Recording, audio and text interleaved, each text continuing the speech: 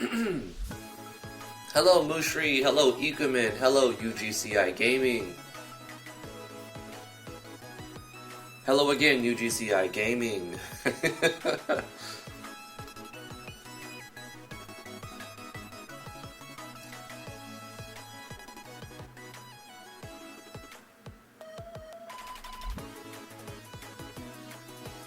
Please start it. I'm getting overhyped about drinking soda and milk at the same time. That sounds awful. Don't do that. Soda's bad for you, Ikumin. Stop drinking soda. Of course, it's your life. Do what you want.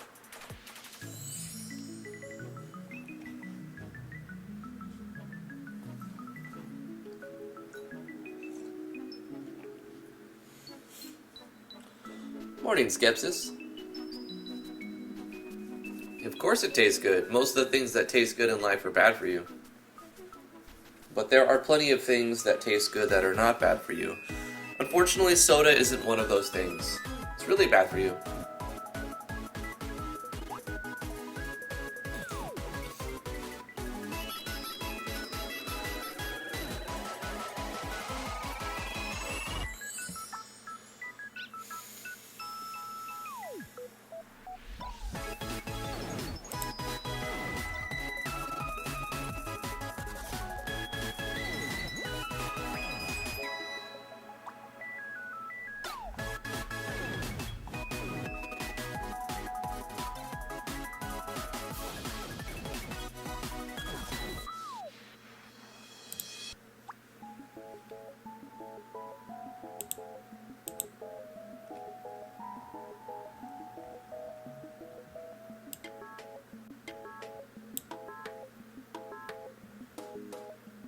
This music is a no copyright version of video game music.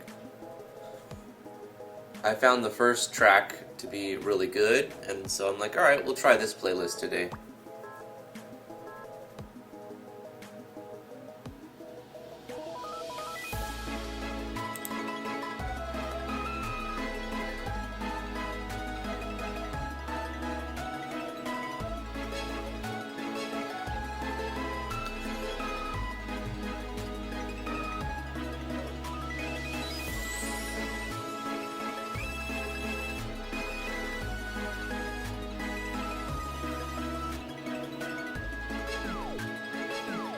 Yeah, I agree, Mushri.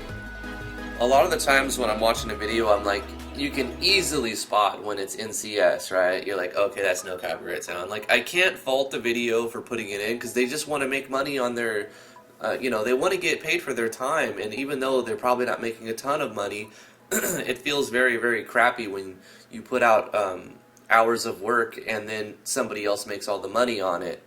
So I can't fault them when I hear it, but I agree with you. You can quickly note, like, you can quickly see when it's like NCS music, or hear, anyway.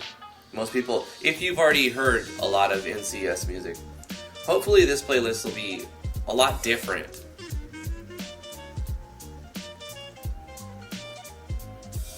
The first track was of a playlist I have on. This one feels very NCS. It's not bad, it's actually pretty good, high quality music, mastered well, but it's just very recognizably NCS.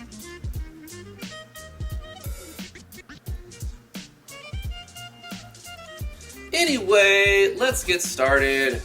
Let me switch over to my live scene. Let's go to the editor view.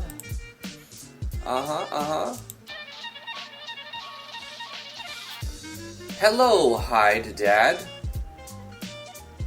There we go. Now chat should be appearing on screen. How's it going, everybody? I'm Drifty from Driftwood Gaming. Thank you so much for coming to the live stream. We're going to be working on Natural Explorers. And today we need to make a port city. If we feel like it, we need to design a map. Like the interior of a castle. We also need to find the exterior of a castle to place the exterior here and then do the interior of a castle. The game isn't really at this point where it's connected.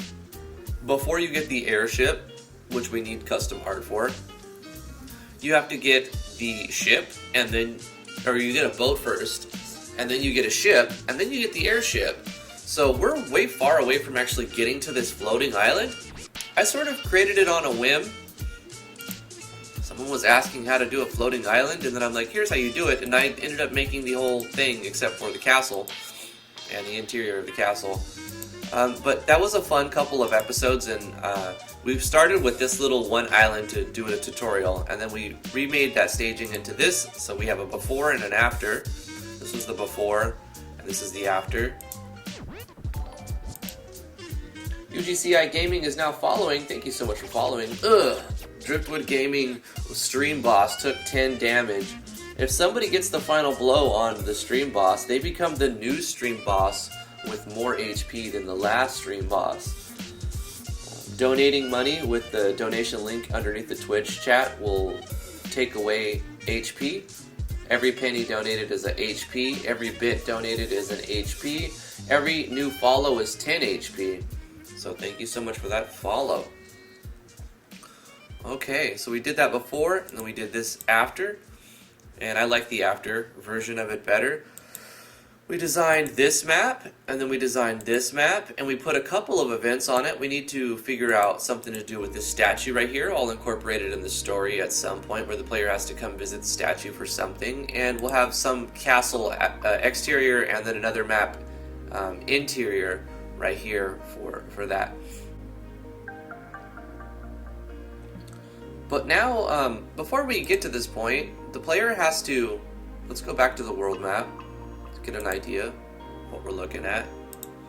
So the floating island is off the coast here. I probably need to move some stuff around because I don't want the player to be able to access the floating island from the ship or the boat. Right now, if you get the boat here, you could get in there. If you get the ship, you'll get in there. So what I'm going to do is change this up a little bit.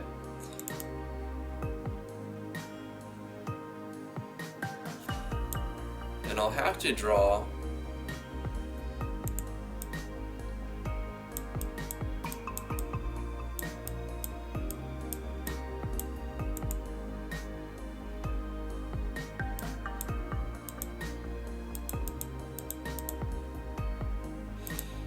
this as like a little island.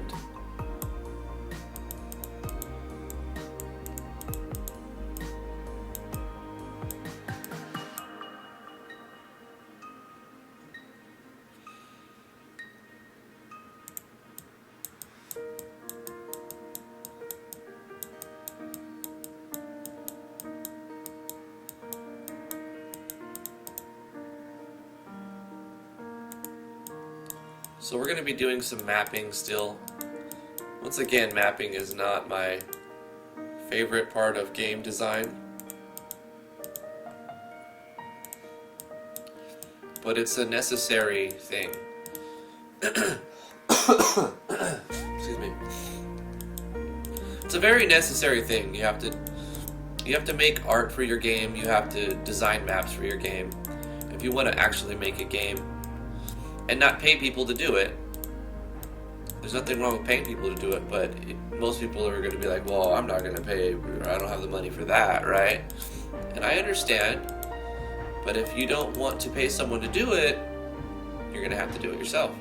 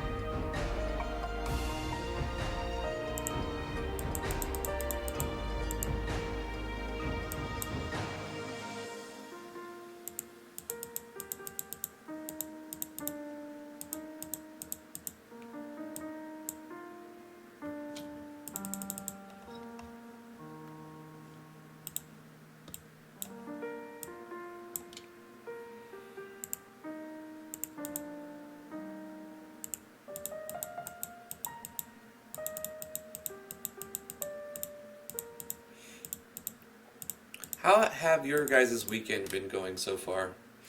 Any good progress on your games? MF Will Black says, for your floating island, why don't you use Yanfly's common event core that turns on a switch when you board the airship and turns it off when you get off? Common event core? I have that going on. Then you have that switch link to a PP common event that checks X and Y course to see if you're at the floating island. And you can place it wherever you want without the worry about running into it in other vehicles. Well, I can show you the event that I have right here. It's checking the players if they're on this map, if they're in this location, and if the airship is driven. So I guess we already did that, right? Vehicle airship is driven. That makes sense. I probably thought about that problem earlier and just decided to just make the event not work with a ship or a boat, so that you had to be an airship, and I already fixed it. So I guess I double fixed it then. UGCIF says, I've made 0 progress on my game in the last week. Oh no! You should just open it. Open your project and look at something. Look at something. Just open your project and be like, don't be like, I'm going to work on my project right now. Just open it. Just so that if you feel that little urge, it's accessible, right? It's already opened. You already have it open. It's on your desktop. It's there. You just go, I'm going to click on this. Well, I don't like the way that looks. And you start drawing on the map. Or you open the database and you're like, I'm going to make an item that makes the character make a fart noise. And then you do that and you make a common event. And that's exactly what you need to do to get it. Not to think like, this is going to be super serious in my project. Just try to make fun with it. You know, try to have fun with it. If it's open, you'll find something to do most of the time. There's been some days where I've had it opened and I didn't even mess with it at all. Like on the weekend, sometimes I'm like, alright, I want to try to get this system set up, maybe for a tutorial. And then I'll open it and then I'll watch a video and then it's like, I don't even touch it all day long. You know? So that happens too. And there's nothing wrong when that happens. Just sometimes you need a break and that's fine. But having it accessible is always a bonus. It's like having your guitar out. You know, you're not going to get any better with your guitar in your case all the time. You have to have your guitar out and ready just to pick up and play for 5 minutes and put it back down. And then like a couple hours later, pick it up for 5 more minutes and put it back down. That whole getting it out, messing with something, even if you're not playing any specific song, just getting your fingers on it, right? Just moving stuff around in your database. Just accessing it multiple times in the day, that's going to get you better at it. And keep it in your head so that your brain will tell you, hey, this is a thing that keeps coming up. I should probably remember, right? Because a lot of times you'll do something and then you won't mess with it for a week and you completely forget it because your brain's like, well, this was a one-time thing. I don't need to store these memories. Let's push these stuff out and make room for stuff that matters. But if you keep accessing things, you keep grabbing your guitar to play it, putting it back down, you keep opening your project and messing with one thing in your database and then doing something else and coming back and then messing with part of a map for 5 minutes and then doing something else, your brain's going to be like, hey, we keep encountering this thing. We should probably set aside some memory, some storage, right? We should probably remember some of this so that next time we come to it, because look how many times we keep coming back to it, we'll be better at it. So that's how your brain works. You have to keep coming back to it in order for your brain to realize that this is something that it needs to know how to do. The thing is, I only have database stuff right now, no maps yet. Start a new map and pick a tile set and then randomly do things. Just make an island, paint everything water, make an island, put some trees on that island, and then, I don't know, spend a few minutes trying to do that.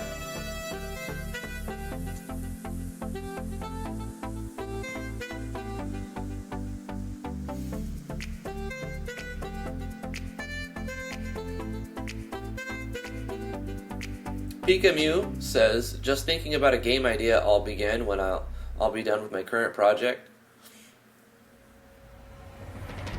Rin Phoenix has arrived. How are you doing, Rin?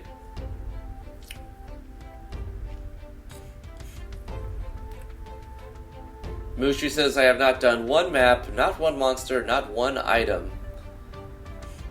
Well, start with one of those things. Omnislash made a new animation for Mage's first wind spell. That's a good start. I like messing around with the animations. I like taking patterns and then copying them and then going to the bottom and pasting that pattern and being like, alright, how can we bastardize this animation and turn it into something completely different? Alright, let's change the image. Alright, now the image is this thing. I don't know what this thing is, but it's this thing. And then let's change the sound effect.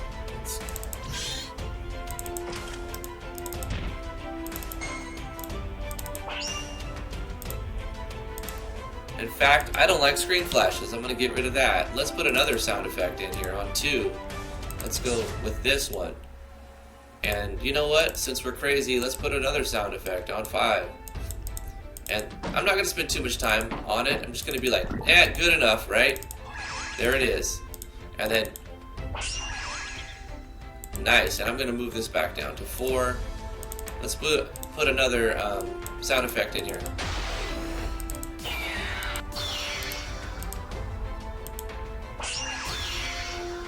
There you go. And now this is Pactor.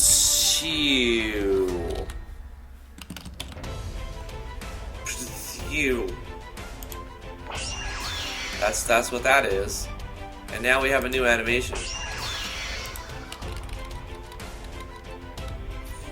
Yep. And I'm gonna change. I'm actually gonna shift it because I feel like it's a little high, so I'm gonna push it down by adding, I don't know, 75 to the Y value of all the frames so that the animation stays the same. I'm gonna do that again.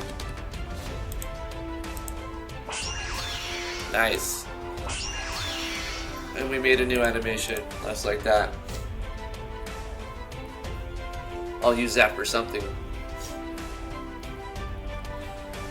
I do not like the tile set I've made so far because I only have diagonal corners in it, no square corners, no round corners, just sharply diagonal. Well, you could get some DLC tile sets. I recommend the FSM, the First Seed material is really good. If you don't have money, you can go to the RPG Maker web forums and download some tile set materials there and throw those into your own tile set and open up Photoshop or GIMP and mishmash different pieces, different art assets, and then make your own stuff. Ooh, no? Really? Your standards are so high that you won't use anything from the forum? What do you mean? This is probably why you have nothing down, Mushri. This is why you have no items, no maps, and nothing in your database, and no creatures, and with that attitude, you're never going to have anything. I'm telling you, bro. I think it's really cool if you try to make your own, but if you're not happy with them, you got to keep trying. If you're not happy with it, open up that tile set and start blurring those corners. Start messing with the art so that you'll get it. It's not going to happen by itself. I've made my own custom tile sets and I hate them. Well, we can't make everybody happy, can we? I wish you luck in the future, Mushri.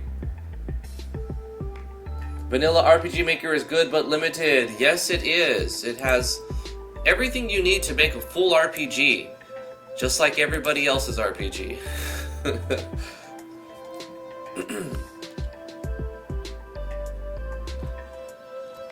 Will Black says, there's nothing wrong with using other people's stuff. You can even use them as placeholders until you can make those assets. Exactly. You could use them for now, and then take them out later when you make better ones. They may even be the inspiration for your better version. Sitting with a blank project is not going to prove to be dopamine inducing. You know what I mean? You're not gonna feel good about it.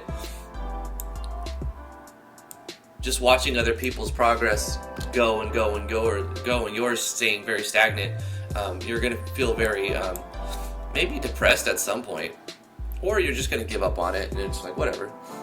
Which, you know, game development isn't for everybody. I think Game Maker has this slogan, it's like everybody can make games. That's not necessarily true. Some people just don't have the patience for it. Some people don't have the time for it. Some people don't want to put in the work, because it is work. It is a lot of work to make a project, and even if you're using all default assets, you have to put in some work, right? In mapping, which I personally don't find fun, but I do it because I know it's a necessary thing. Like, it's not that it's torture, you know what I mean? I'm not flipping burgers, you know what I'm saying? Like, and there's nothing wrong if you do that, but I'm just saying, like, it's not that kind of work. It's not like brainless work, where you have no freedom of no creative expression, and you're just, you know, into a system that's it's just like very, very static and monotonous. You have creative freedom when you're making your maps. If you don't like if you don't like the way the tile set looks, you can go into Photoshop, load up your tile set, and start changing things, right? I didn't like how on this FSM map, I wanted it to be a floating continent, and I didn't like how it faded to black, so I loaded it into Photoshop and I made it transparent, and now I have a floating continent, right? So you have that creative freedom. Drifty just explained my job. Oh, remaking assets, Royal. Don't you work as like the artist, the art specialist or something for your company? You have to do like all the logos and all of the probably the reformatting of PNGs and different files, I bet. I'm not sure what your actual description is, Royal, but I know it has something to do with Photoshop and art programs, which is cool. Like I said, that gives you that creative freedom. Will Black says, I'm with you. Mapping is the part I dread. Me too. It is the hardest part, because you can see your faults right in front of you. You can see your flaws right in your face, and nobody likes to stare at their own flaws, right? But sometimes it helps you to get better, because if you can see them, then you keep trying and you keep doing it. Later on, you can still see your flaws, but now there's less of them, or maybe they develop into their own style, and it's I don't know what I'm talking about at this point. Long story short, just do it, man. Just get over your stuff, Mushri, and try. Much love, Mushri.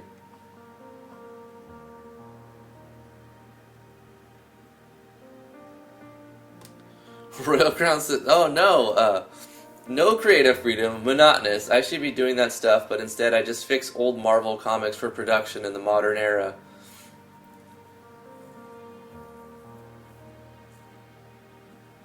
But maybe that's why you look to RPG Maker, to get your outlet for, it's an outlet for you to be creative, right? That's what's so good about this software, is it lets you be creative.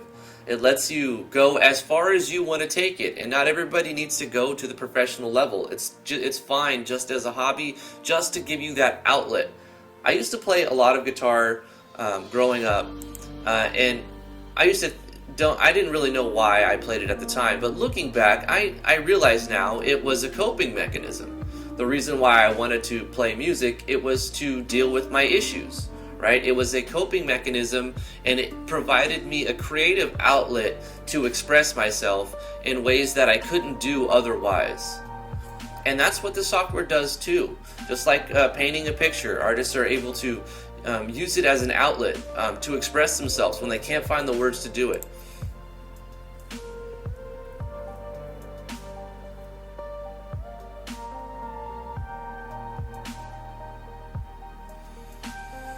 So I need to make another map. I need to design the port town, which we're going to put right here. So looking at the world map, which I can change, right?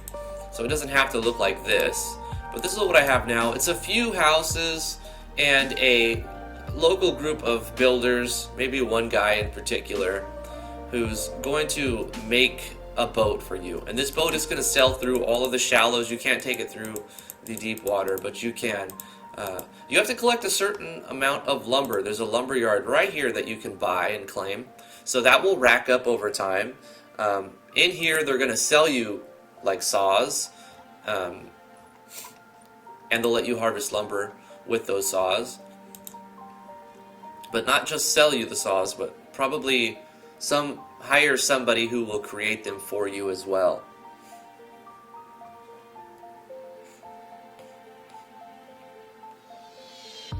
Nothing, Mushri. You didn't miss anything. Don't worry about it.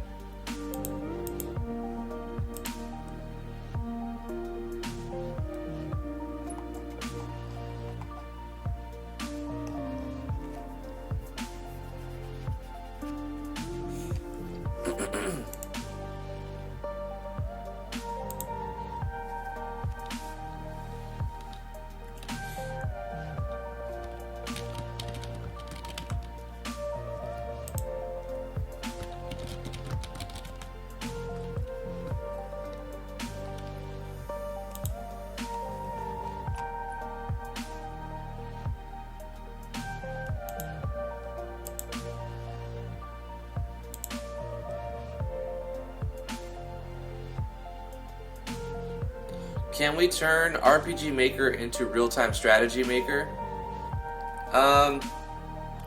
Maybe not necessarily RTS Maker. You can make an RTS game with it. You're much better off using GMS2 if you want to do an RTS. I really want to mess with GMS2 right now, but I need to keep making progress on my game. Maybe tomorrow. You know what, Friday is usually a game day where we just play a game. Tomorrow I just want to mess around with Game Maker Studio 2. So I think I'll set aside tomorrow for that, because it's going to be Friday tomorrow. And that'll be good. Heartless Angel, it's good to see you. Welcome to the stream. Maybe we'll do some RTS stuff in GMS too. I'm going to do that tomorrow. I was messing with it last night. After the stream, even yesterday. I just make endless prototypes. I don't even make games in GMS2. That's the thing. I kept making projects like, this is going to be this game. And it gets to a point to where you're like, you know what? A game is a lot of work.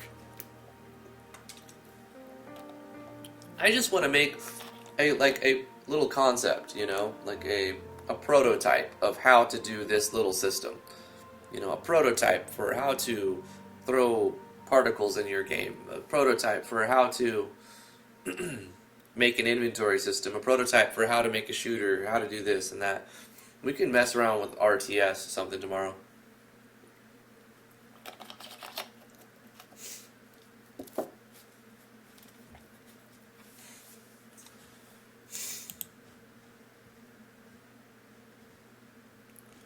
What size should our map be?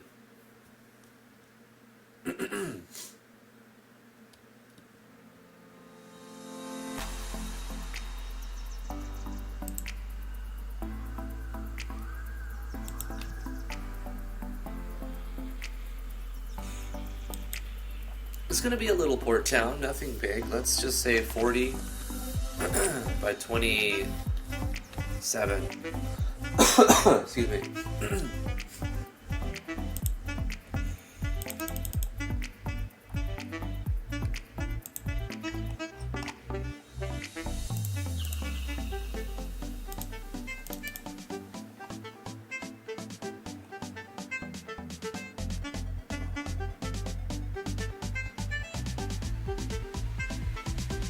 Start with a small port. 255 by 255.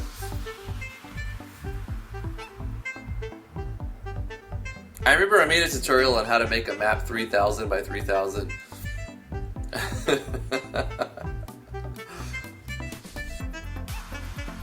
think that's too much, Ahmed? It's only 40 by 27. I want to have a few buildings on it, and mostly I'll have it taken up by water. So it'll just be, you'll see what I'm talking about. We're gonna go like,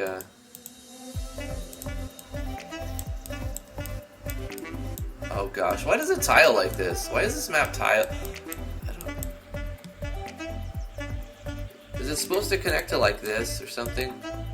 No. It's like, why do you even include this water if it's going to look like that, you know? I guess you just, because you're going to have like stone to make it like match right.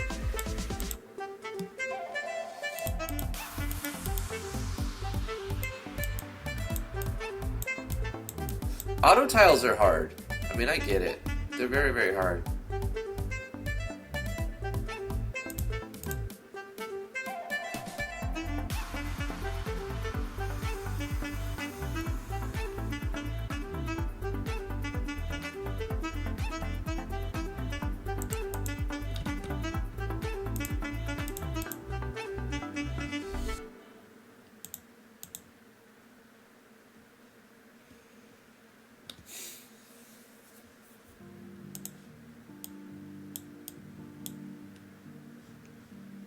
The shadows are in the auto tile themselves? Okay. If you say so.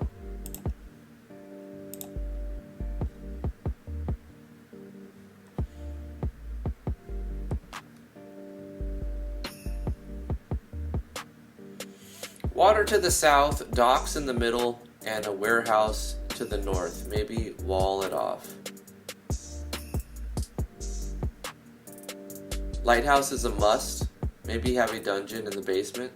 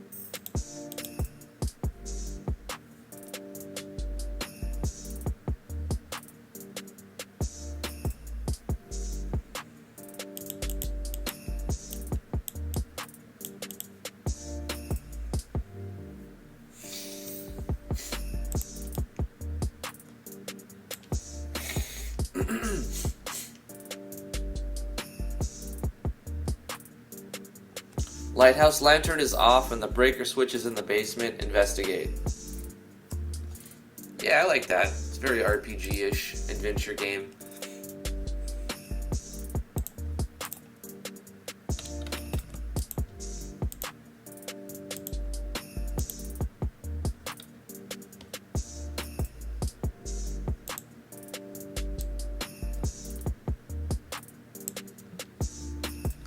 Kind of want to break this corner.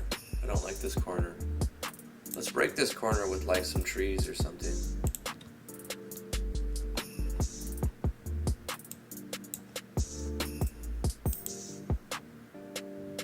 I should start at the top. Oh, come on, man. Please just function correctly. Let's do this. Boom. Boom.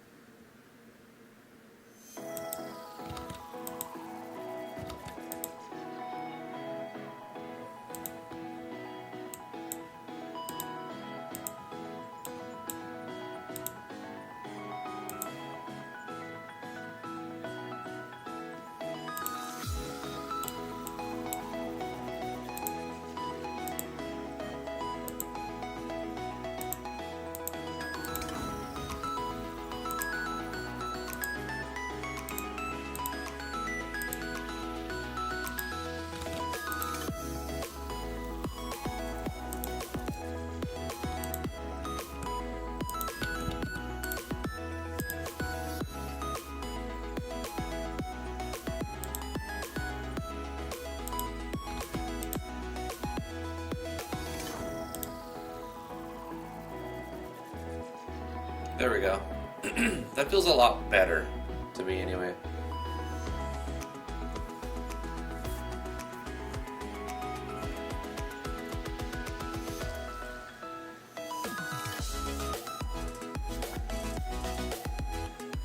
That makes sense, Will Black. It feels good just to make things. You can use other people's stuff to get it done. It may not be exactly what you want to make as you make it, but you can go back and change the assets later. He says in the industry this is called a proof of concept.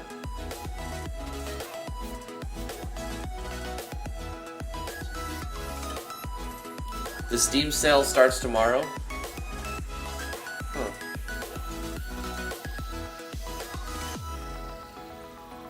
Speaking of sales, Game Maker Studio 2 has a sale running right now. The cheapest they've ever sold their mobile dev kit for. It's 50% off right now. It's expensive.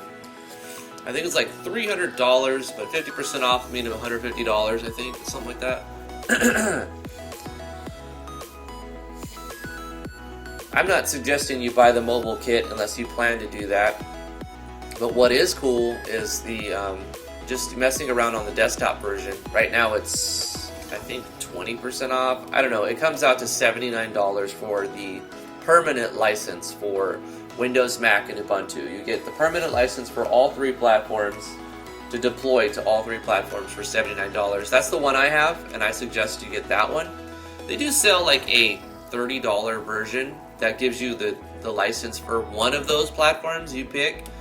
For only a year, which I don't think that's kind of dumb, right? Because it seemed like, oh, well, I'll get it for $30, but then in a year later, you won't have it. But in a year from now, you're going to just barely, probably have a grasp on how to even use the engine, most likely, if you never used it before. So, I would get a lifetime key for $79 instead of a year key for $30. Because then after like 2 years, you'll probably use it more than 2 years in your whole life. And anyway.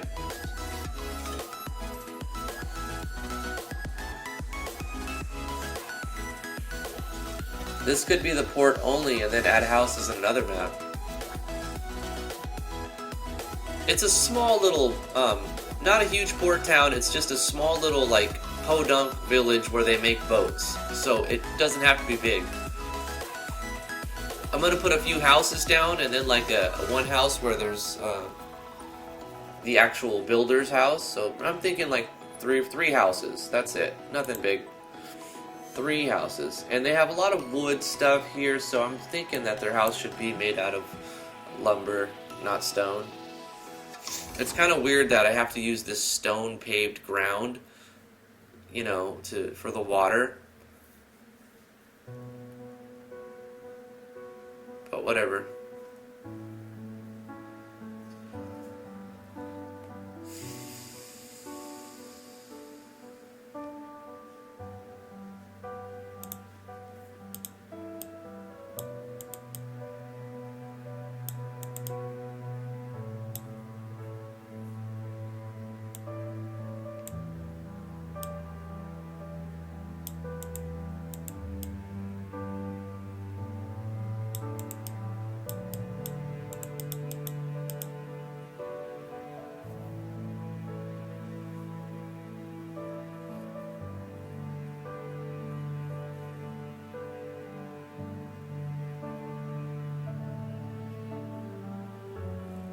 They probably wouldn't have large houses either. It would be more, quite a bit smaller, huh?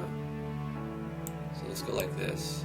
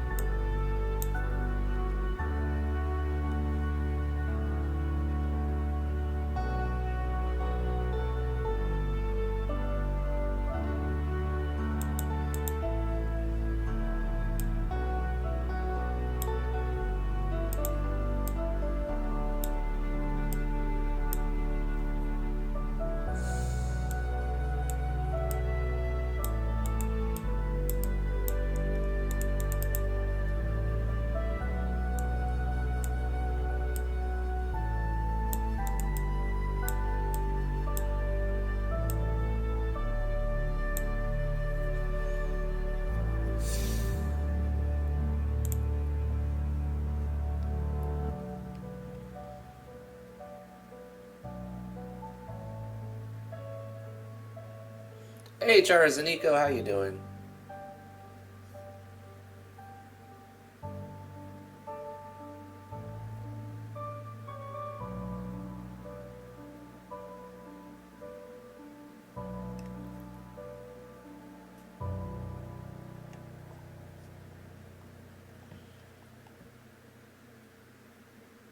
Potential party member here?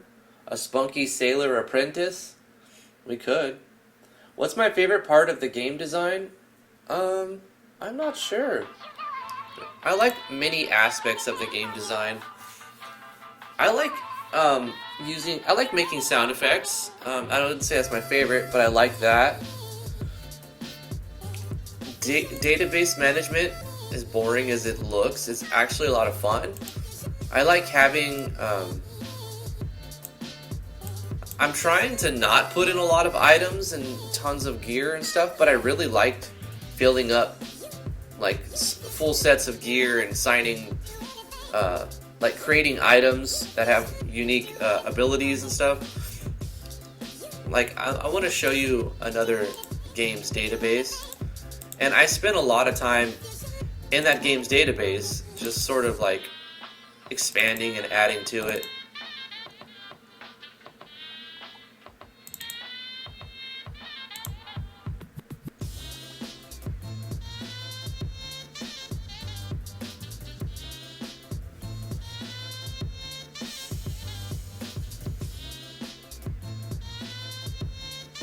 Maybe add a random fisherman. Gives you a legendary sword. I don't know if I would do something like that.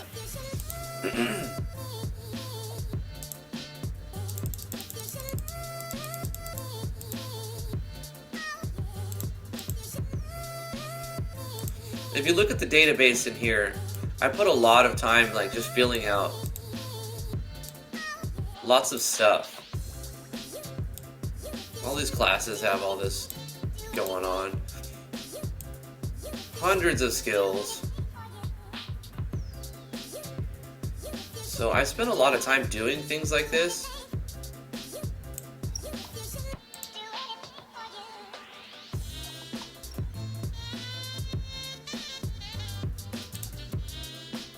I'm gonna say database management is probably my favorite part of the game. I mean, just because I know that they can be put in the game. Beta testing is part of the game that's fun too, because you get to see what your creations are doing, or you know how they interact with the world. So I like going through my game in beta testing. Because obviously you're playing a game at that point and you're trying to break the game to figure out how to fix it.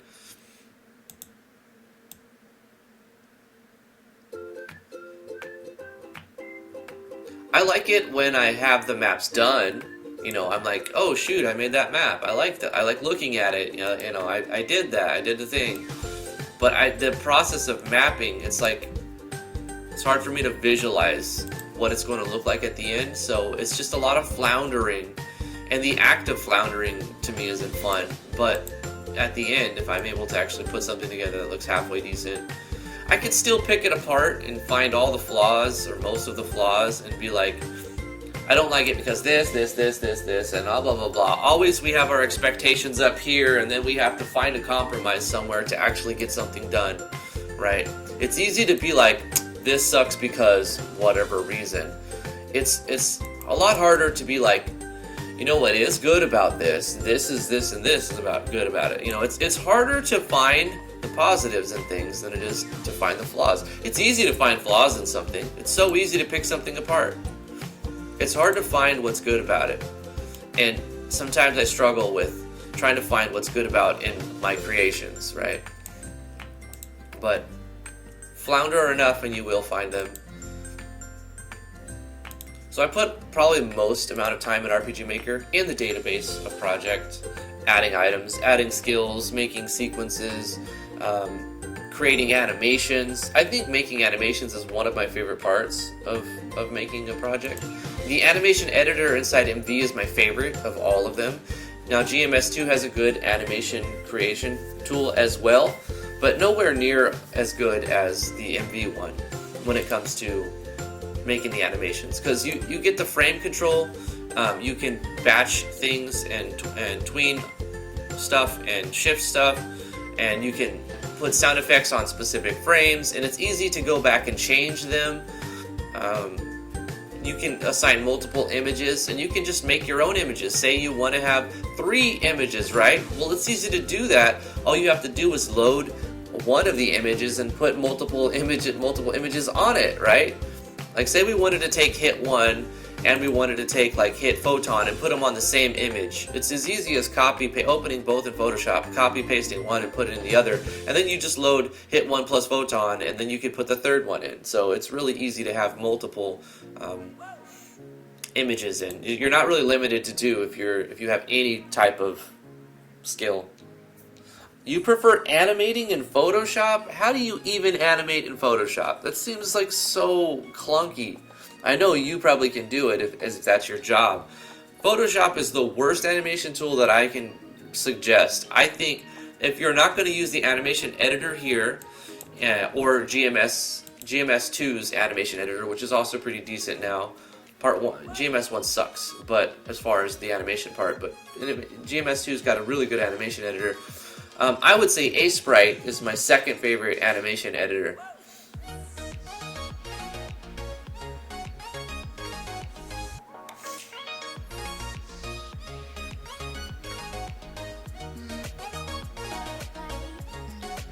Battle is fun and action sequences. After that, mapping, and worse for me is writing. So boring.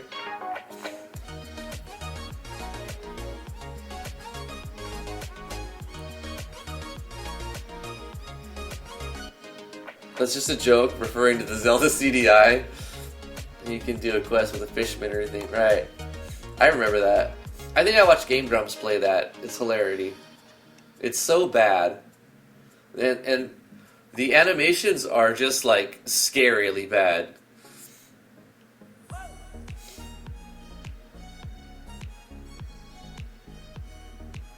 Parallax is super hard and time consuming compared to default mapping. I agree, Angel.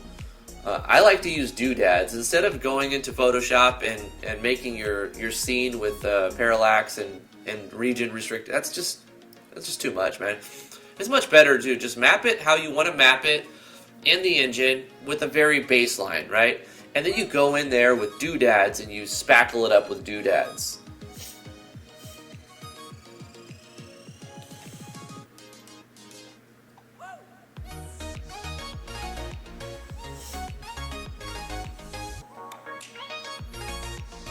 With writing, I have to get into the zone. Like, when I'm making my move event, like my sequences and writing the storyline, like, I have to just be doing that and focusing on that in order to make it work. I can't, like, jump around from things. It's like I have to go into a zone where I'm thinking about dialogue and what people are going to say and how they're going to interact with one another.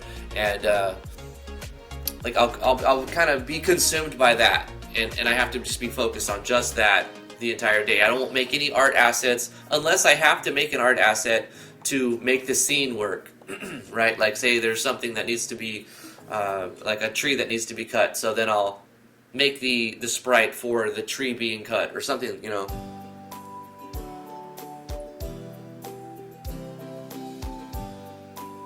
Hey, Mr. Nibbles, how you doing? Thanks for joining us.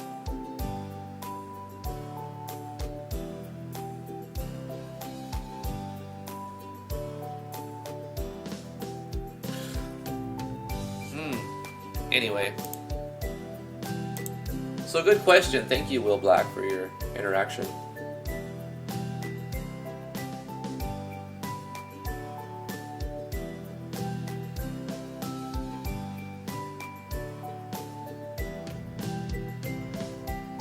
A lot of people will say that they have their dialogue written out on a text file or a PDF file somewhere, and that's a great idea. Like, making a script is really a good idea, but not everybody does that, and I understand if you don't want to do that, because sometimes it comes to you as you're creating it on the fly, and sometimes the movement scenes and like everything that the sound effects you pick and the animations you play inside the sequencing will inspire the next line of text. So that's how I've done it for the most part. But I've seen people have great success with making a script that's just coherent and it lines up, and then trying to incorporate that, execute that script inside of, you know, the game, the project itself.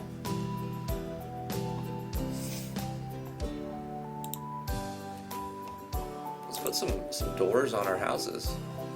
Do we have any doors? Where's our doors though?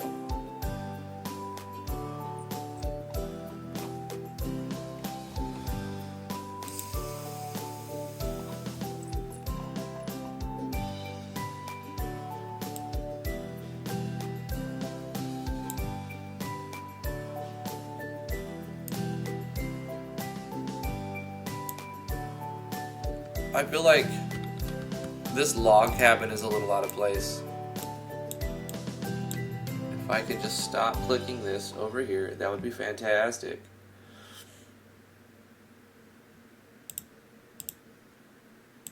Thank you. Let's make a house with that goes this direction.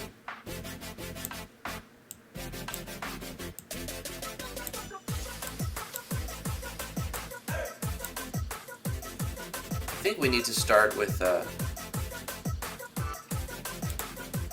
A tiles first, like this. And then draw that on top of it.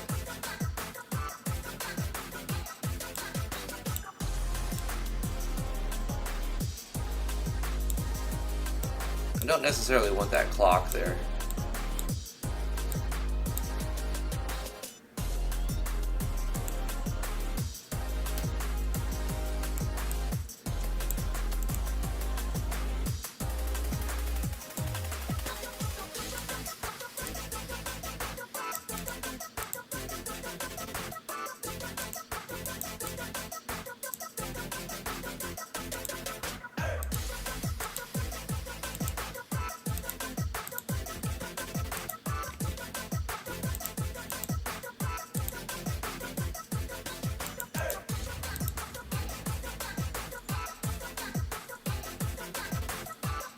Kind of looks too tall now, but then when I go like this, it looks a little short.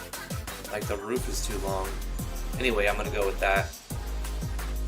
And I'll have to make some sort of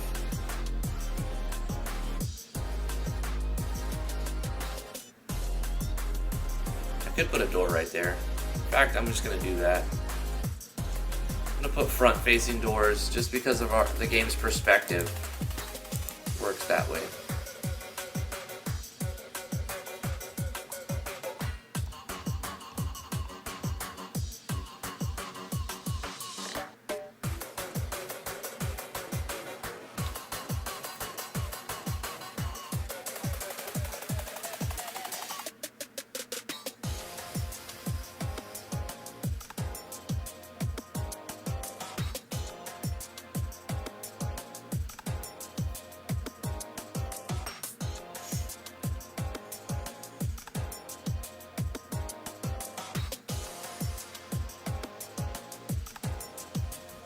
Doors are events. They could be events. But I mean, you can have the background for the door. I normally do a background for the door and then the door is an event.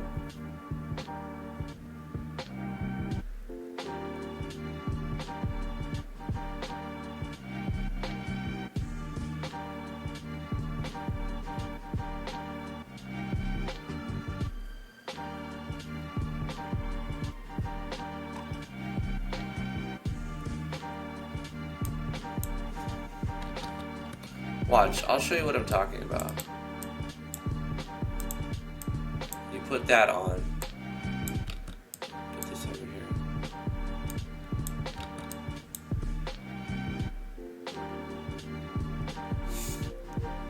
You know, so you have a background and then you put the door on top of it. Look how I did it on this other map. You see how that there's the background of the door? Like this is the event, the door event. But then you have the spot where the door goes, and this is the door event. You know? In fact, just copy this door and change some things, obviously.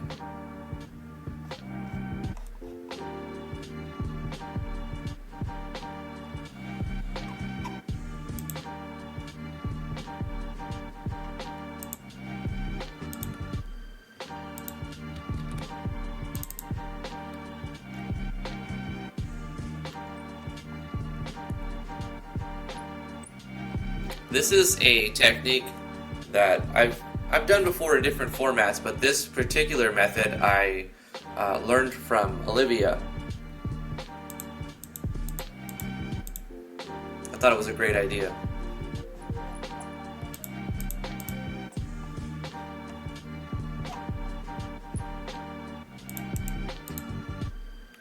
So here we would have to transfer to another house. Let's make that interior before we know where to move the player. But essentially, we'll be making doors like that.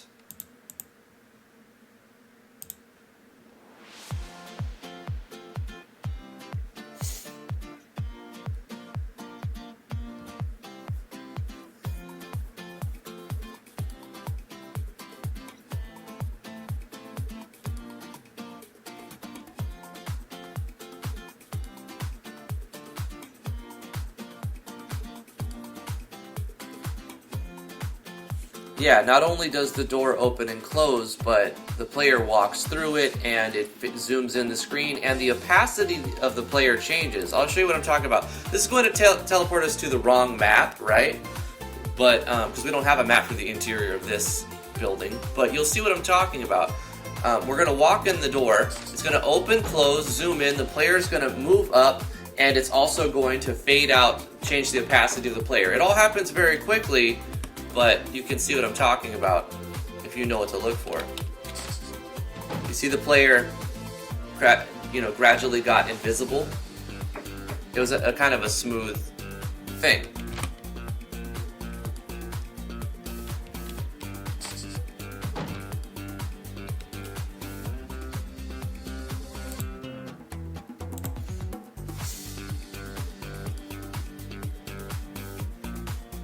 Does anybody know if there are Lizard Man character sprites made somewhere? Petya, I think on the forum.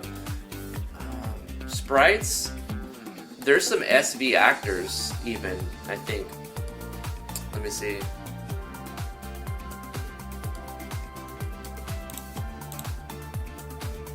IMG SV actors, which will be used as enemies. Let's just type in Lizard, what comes up. Nothing here. Reptile? Nothing.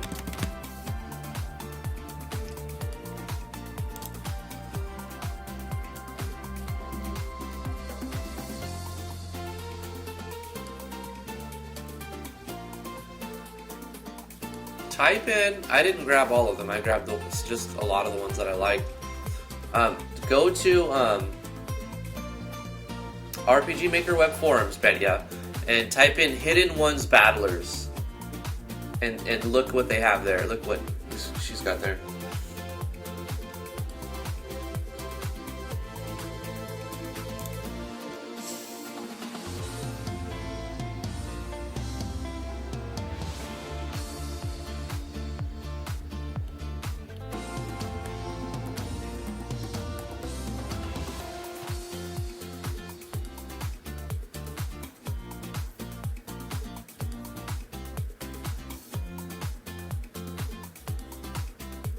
If not Hidden Ones, then Ice, Might, or Arc, says Will Black.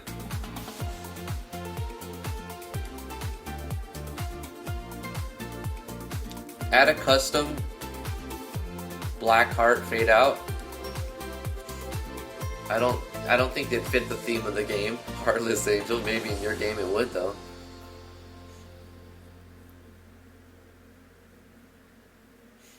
Hello, Tan. Hello from New York.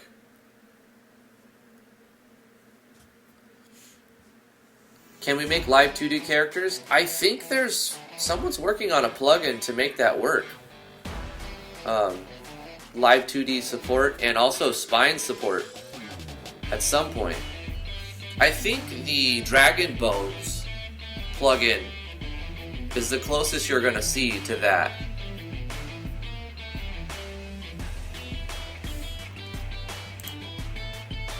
Like, if you have the artwork for it, you can make some really baller looking battlers. I'm not sure if it's compatible with 1.6, but I would try it. You got the art. Give it a shot if you're a live 2D'er.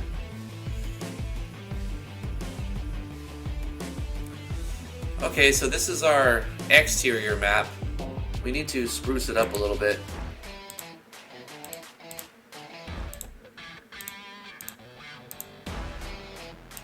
Put some stuff down.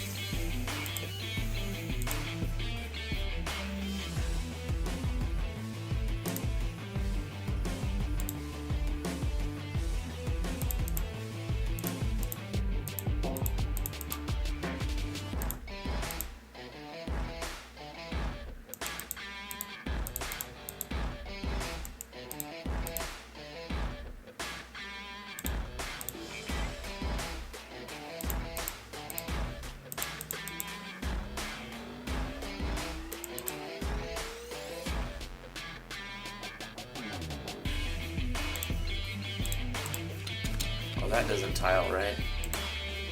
What about this?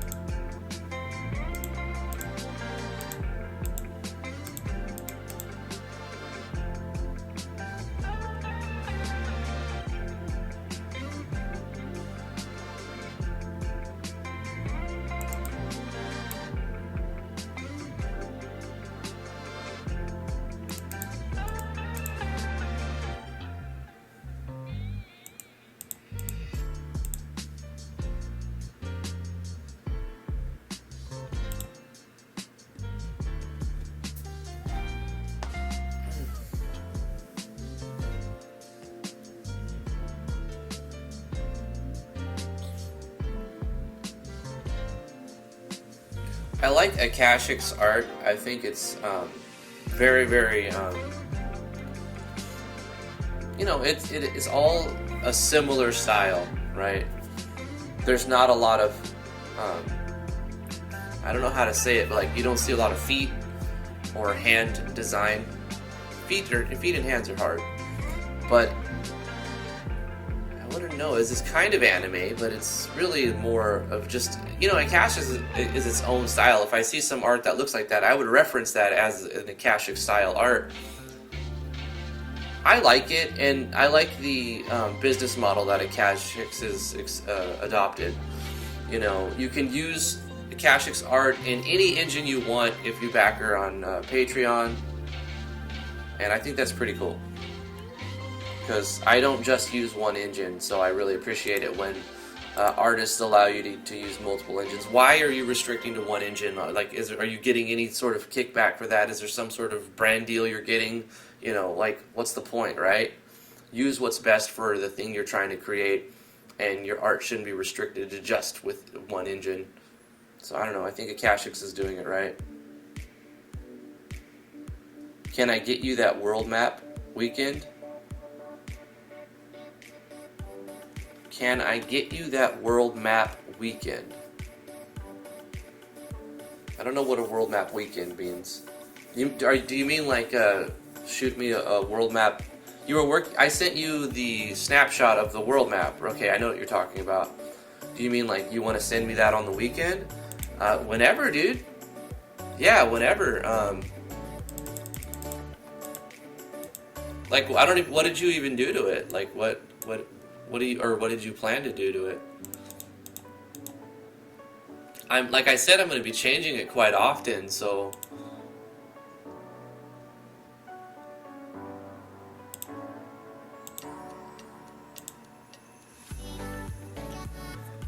That looks funny.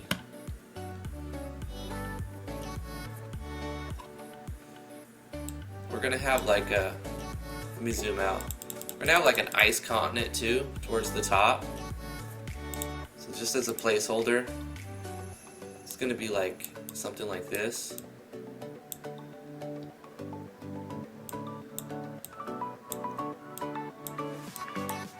And then maybe another individual small island. It's got something on it over there. We'll call it Frozen Heart Isle. Because it'll resemble, like, not a perfect heart.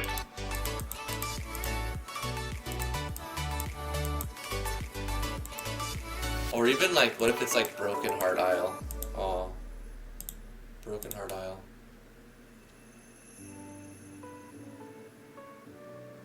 We'll need to make this.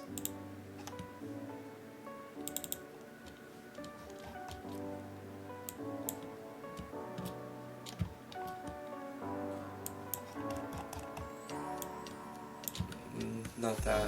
This. Yeah. Broken Heart Isle. Oh, feel sad, man.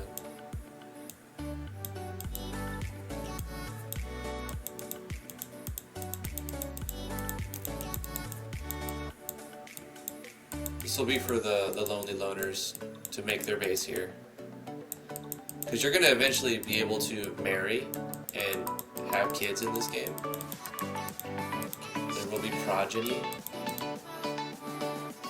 And then I guess if you decide you ain't about that life, or ain't nobody got time for that, then you're going to be able to take over this island. I don't know, this is a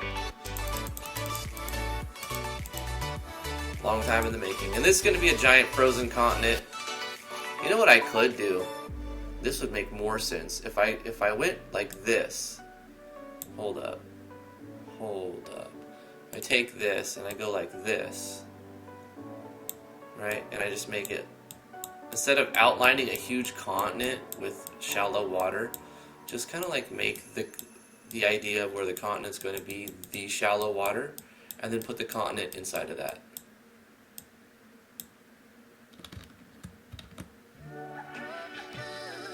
Get back off of some of this a little bit.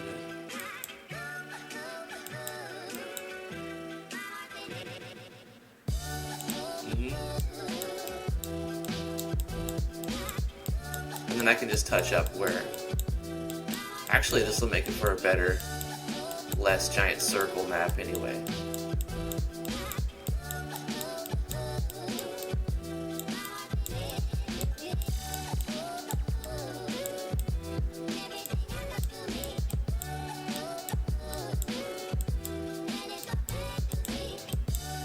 But I kind of like that little straight up there, yeah.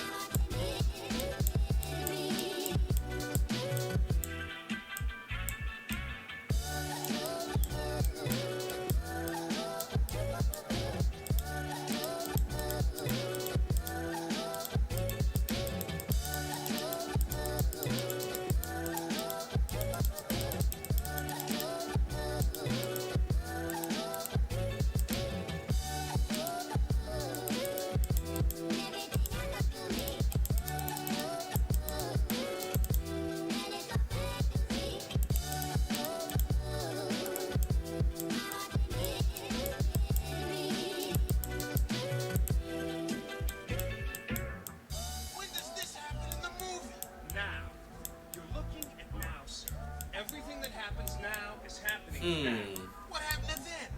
That's when just now. We're at now. Go back to then. Now.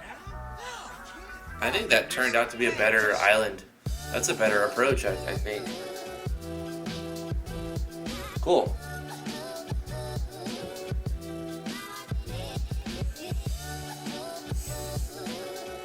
Dragon Bones has a V2 that's compatible with 1.6. Hey, that's nice.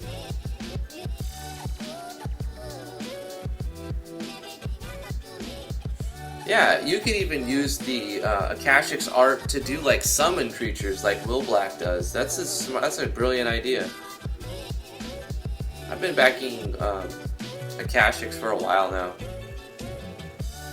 I don't know how many years. I think it's over a year, but I don't know if it's been 2 years on Patreon.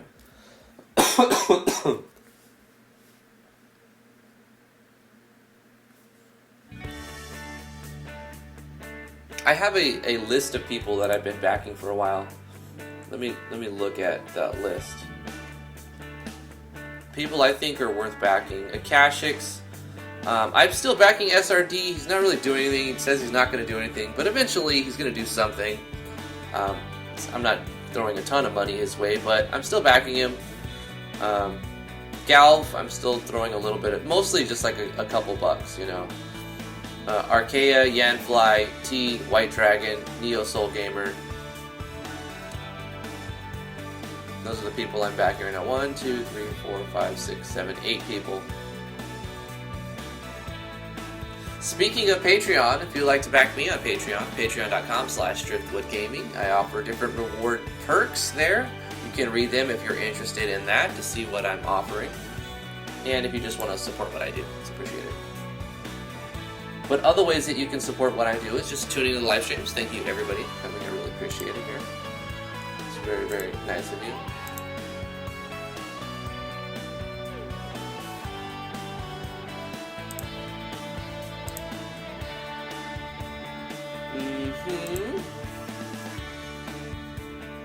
Spray a few icebergs around that?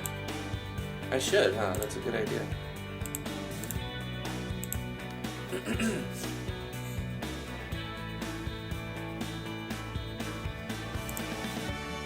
I think like right here. Oh wait. We have a thing for icebergs, don't we? It's this. I gotta zoom in to really see. It looks kind of too weird without looking close. It makes sense. You would have some icebergs off the coastline instead.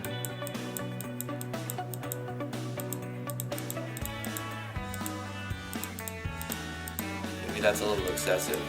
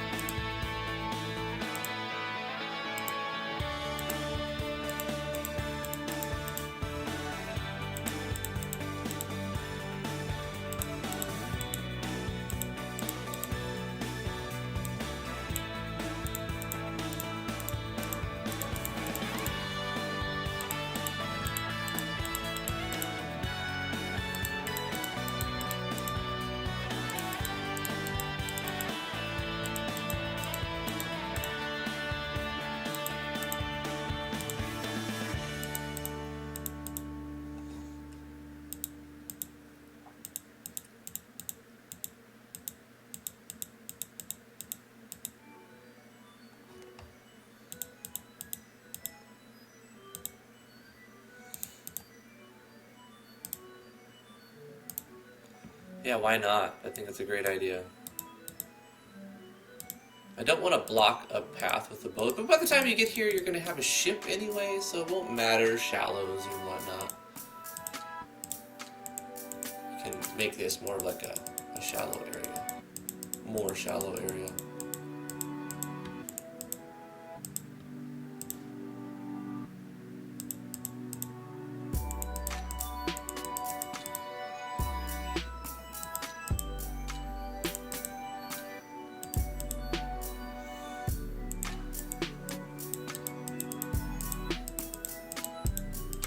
Yeah, man. I like it.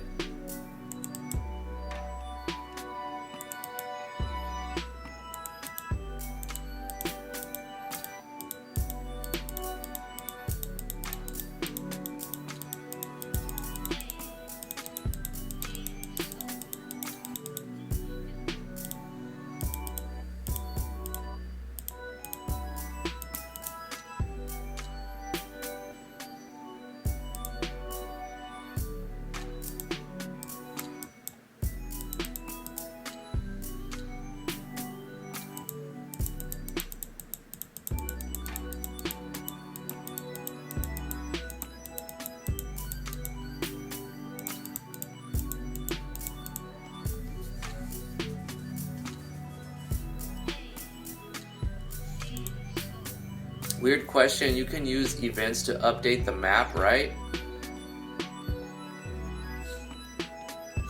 Overall, the map? Hey Blue Dragon, how you doing? Welcome to the stream. How's your project?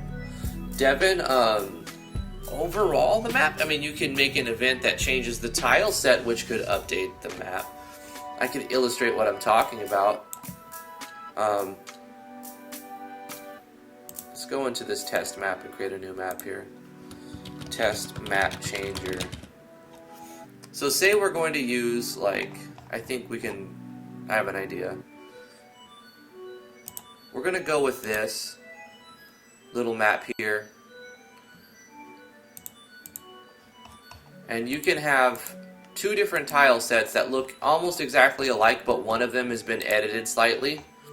Like, for example, let's take this. And we'll put this down.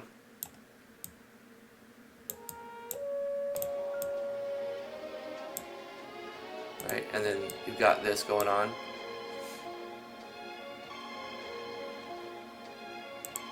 Or maybe you have it like this, and you can have a dark background.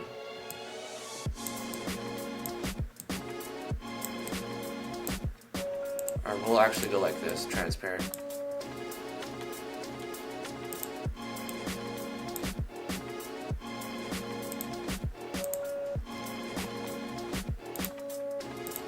I can do this quick. It'll be a example map, whatever.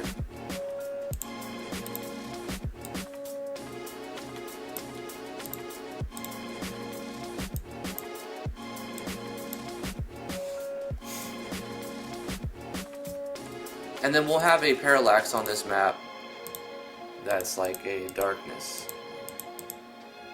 Do we not have a complete darkness map? We'll make one real quick. Easy. New. 1104 by 624. And it's like just a darkness map.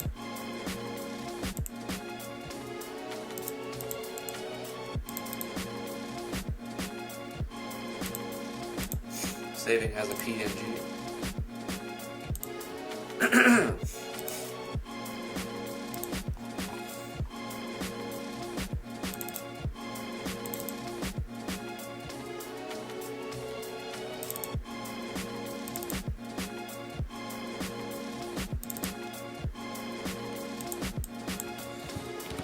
Darkness.png. There we go. So we have our darkness.png. And the player would start here. And then we'll make an event map changer. This event changer is going to change the parallax, right?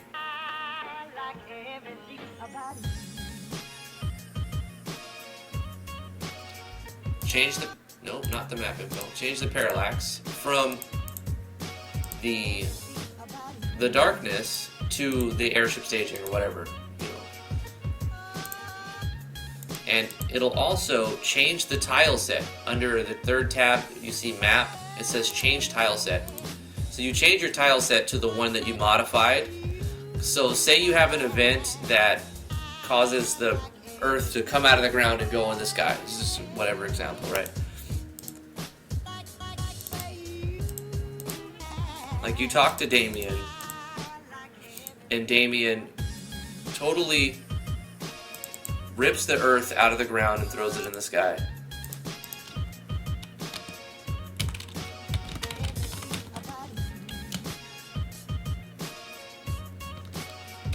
He'll say, "Taste my power."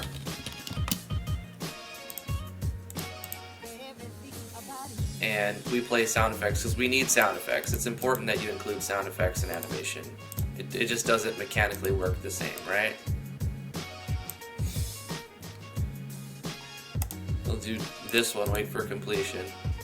But not on the player, on this event. Okay, animation, and then we do this stuff. Yeah. And then what we can do is copy this, create a new page, copy the page, paste it, and now if you talk to him, this one will also turn on Self Switch A. Now obviously you can set it up however you want. This over here requires Self Switch A on. And this takes it back from the airship staging back to the darkness, and from that one back to the original one.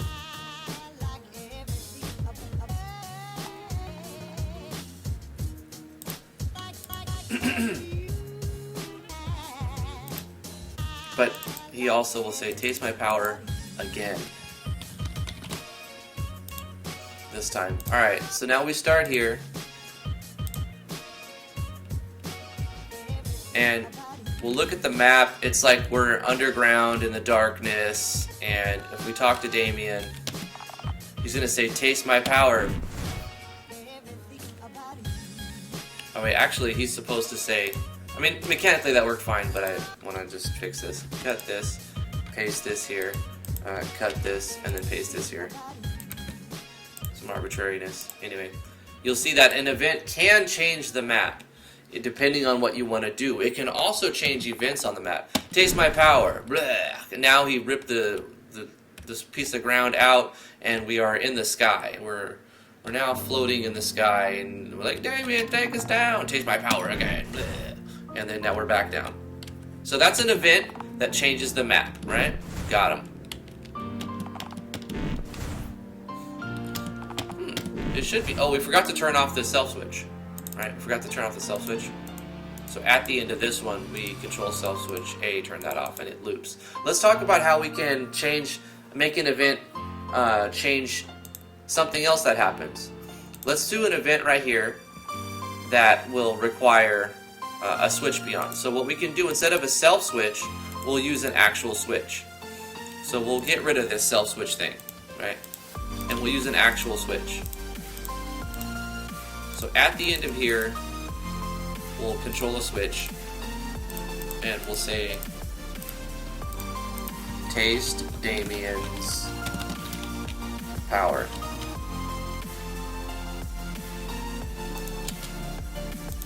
If that is on, then obviously this will be like that. And at the end here, you will turn that switch off. Bang, bang. Now that switch is being toggled through that event, but it can also change things on the map. For example, we can have something that we can use the tile, an event that's using the tile set. In fact, we can have multiple things that are all using the same switch. Let's illustrate this. We are going to take 1, 2, 3, 4, 5, 6 things. All right, we're going to go tile set B. We're going to take this messed up one.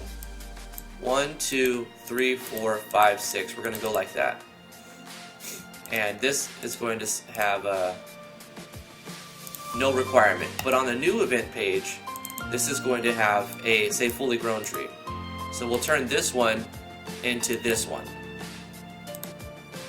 So if this switch is on, it's a fully grown tree.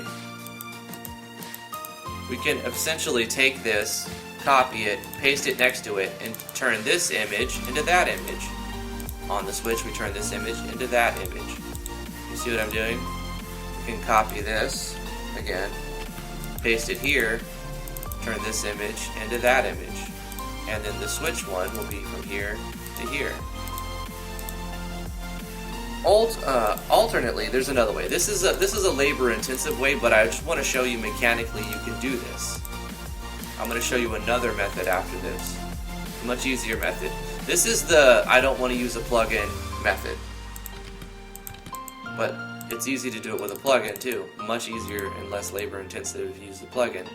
Over here, I'm doing this quickly, so I may be putting in some bugs, but it should be fine. We'll quickly find them and squash them. Boom. Now another way you can do this is taking that artwork and using it as a doodad requiring a switch. So let's go through this. Now if we talk to Damian, taste my power, bleh.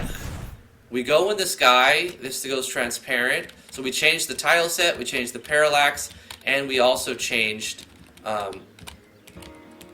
this event. Now we have to change this because it's an event, it's not being put on the map, it's actually being set as an event. So we need to set this priority to above characters. Above characters here, priority above characters here. Easy fix. Oh wait, we need to check both of them. Above and above. Above and above.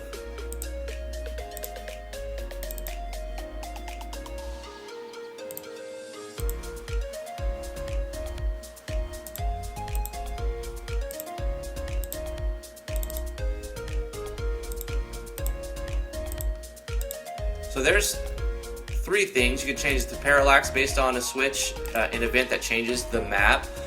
You can change the tile set based on an event that changes the map. You can change events that are on the map based on a switch that's events changing the map. Now how else can you do it? We can do it with the Doodads plugin, right? You don't need a plugin for that, right? This is, now it works fine, no plugin required. But it took a little bit of work, right, to make that. You can just put in Yanfly's doodads, place a doodad. Let's go with, since we're using trees, we'll use plants here and put in the same thing.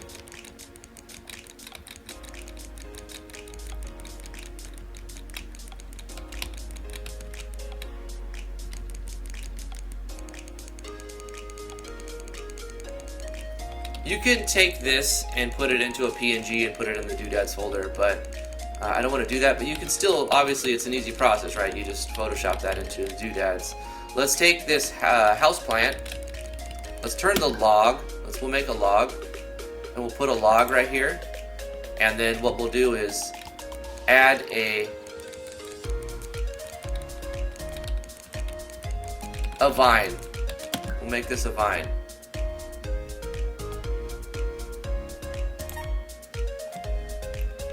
Now let's modify our doodads. Edit the doodads. Let's take the log and make it same as character. And we'll change the scale of it. I think it'll look better like that.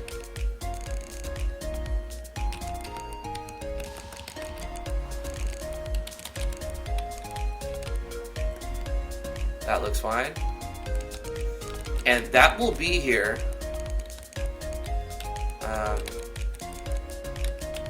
We go to the switch right here. Can I press up or down? No? I have to scroll down. What if I use middle mouse? Oh, it's faster with middle mouse. Okay. Obviously, if you have a ton of switches, it's going to be kind of hard. So we're requiring that switch, this last switch that we created, off. Alright, so we right click, we go up to the top, and we say accept the settings. Now we're going to change the vine rope as well. This is going to be same as character, but we can switch that around too. Let's change the X scale of this and the Y scale a lot. Boom. Beautiful. Accept settings. We need to make sure that this switch is only when we have power on, right? I wonder if there's a way you can do like page up, page down. Oh, page up, page down. Brilliant, brilliant. So this is only when the switch is on.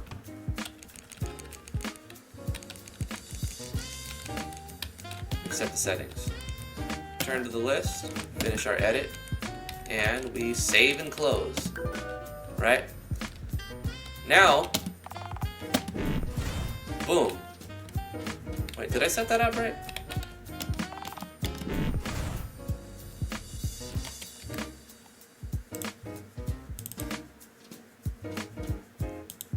Oh, okay, here's the problem. The switch doesn't get turned off right here.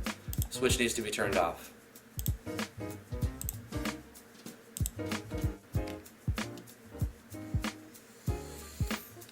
Here we go. So at the beginning, we have a black background.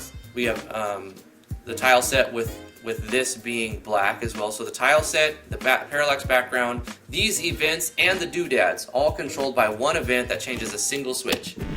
He does this, boom, we changed the tile set, we changed the parallax, we changed 6 events over here, and we changed a couple of doodads over here. And if we talk to him, we can switch them all back. Boom. Right? There you go.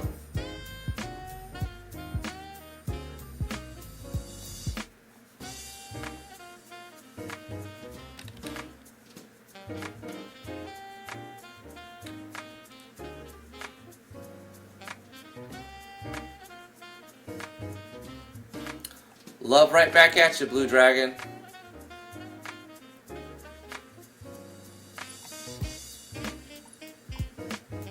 The stream froze?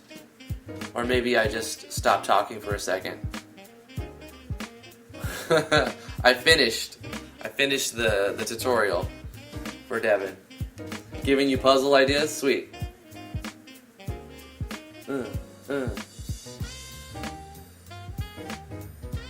Yokan87, thank you so much for the follow on Twitch.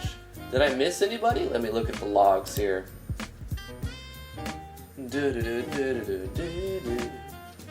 UGCI Gaming, Yokan, thank you too for following me on Twitch up to an hour ago. 6 hours ago, which I wasn't even streaming, or I Swim with Sharks, thank you for the follow. I don't know if you're here. 15 hours ago, I wasn't streaming. Scooby the Doobie, thank you for following. 16 hours ago, Berkeley O. Stamen, thank you for following.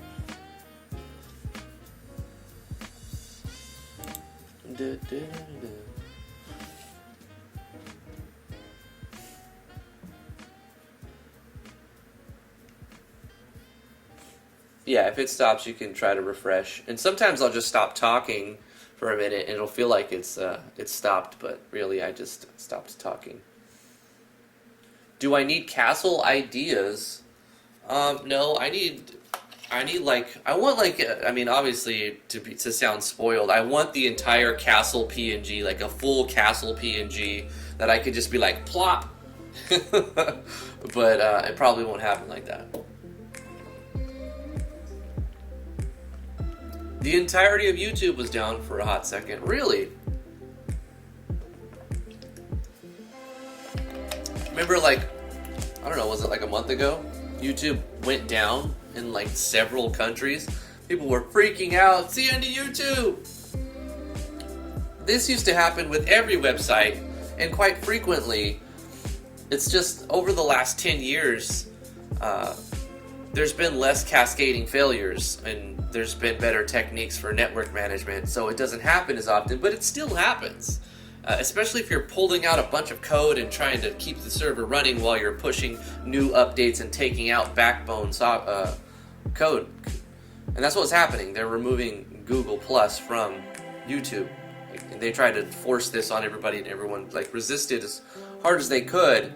And they're like, I guess they've come to the conclusion, people don't want this. Let's stop trying to force it on them.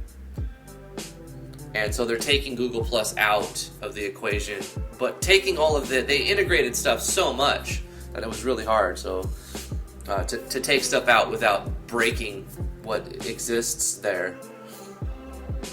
Petcha says, I have a beginner question. If I have a character with 50% resistance to death and a skill that has a 100% chance to inflict it, will it end up being 50% chance? Yes.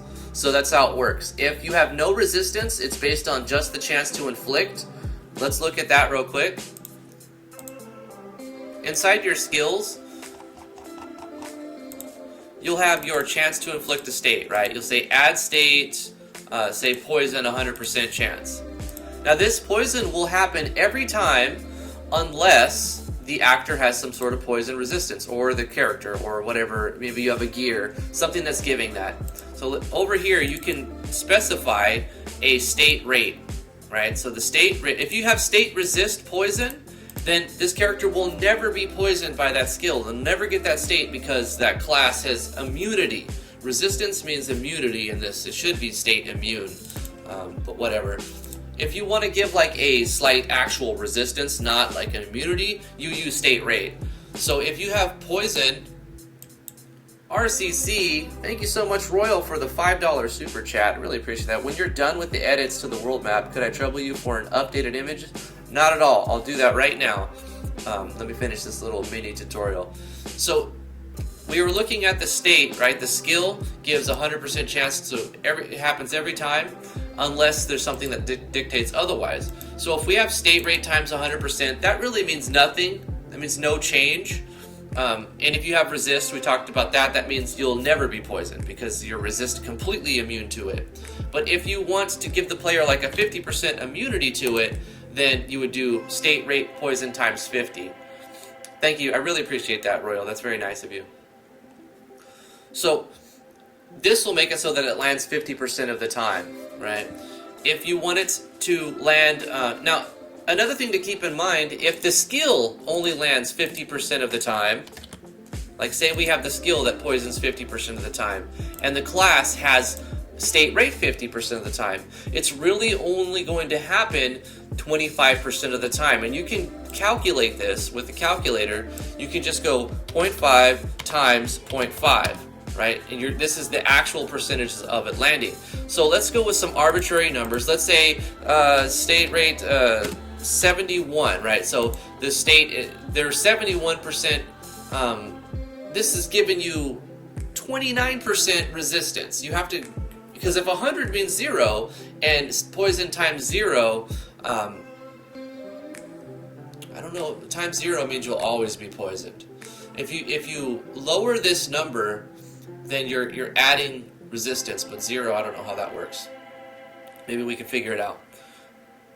The skill will poison however many times. Let's say our poison will give us 66% chance to poison, right? So that means 2 out of 3 times we're going to land a poison if there's no resistance. But say the player has a state rate of 66%. This means that they'll resist it a third of the time. Right? So it's kind of counterintuitive. You think you want to give them 33%, you want to give them 33% resistance, you'll go poison times 33%, but that would actually give them 66% resistance. It can be confusing. But say that the skill has a 2/3 chance to land, and the player has a 1/3 chance to resist. That's this right there. You can calculate that.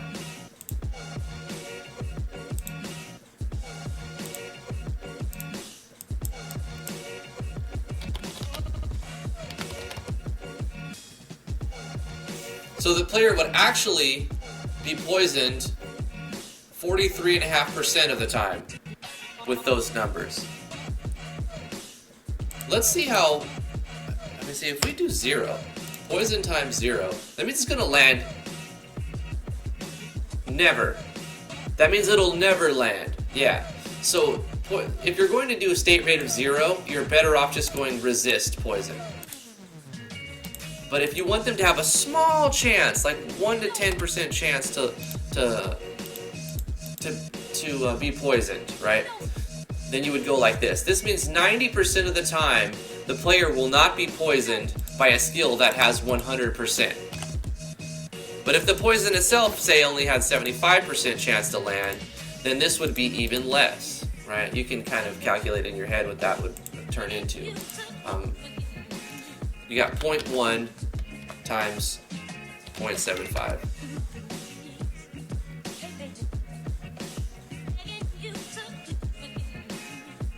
So 7.5%. Because remember, the point means where the percent starts. This is 100%. This is 10%. This is 1%, and this is a 0.5%. So this would actually be 7.5% if we're looking at our decimal. If you want to know how it works, basic arithmetic, you bring this back 2. And then you go, boom, 7.5%. Hopefully that helps. Let me get that updated map real quick. And I don't. This to be there. We don't need this skill on there. But anyway, Pecha, it can be a little confusing.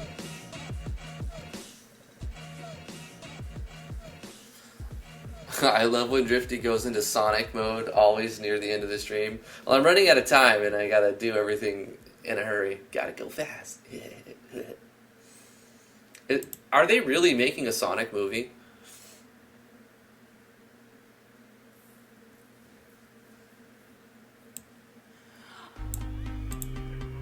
Is this a meme? Did I miss something? Because I heard something about a Sonic movie.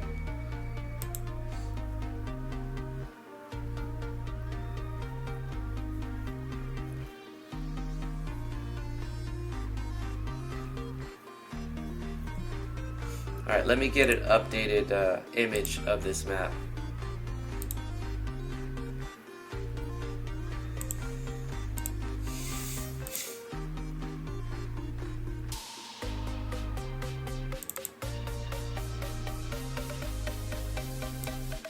Oh, so it updates, it overwrites.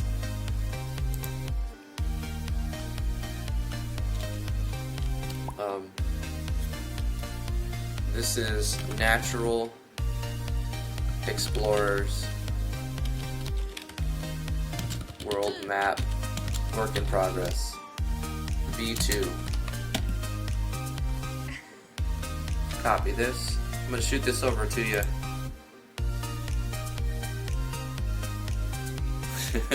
Alright then, keep your secrets. This is terrible.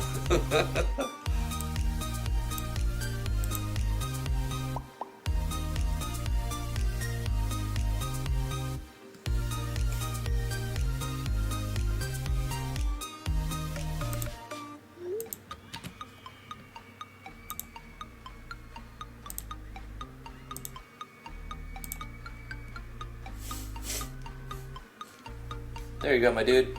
We drew Antarctica on this map. Whoa! Streamception!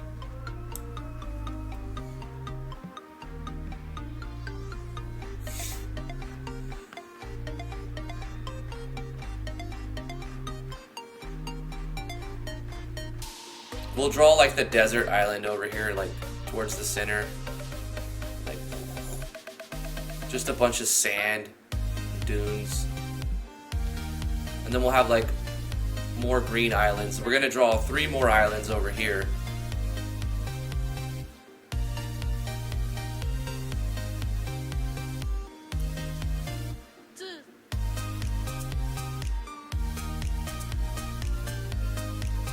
Nice.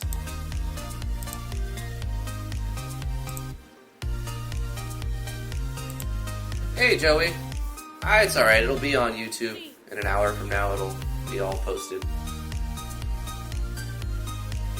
Well, thanks for tuning in at the end. I mean, got a few more minutes. Any special requests?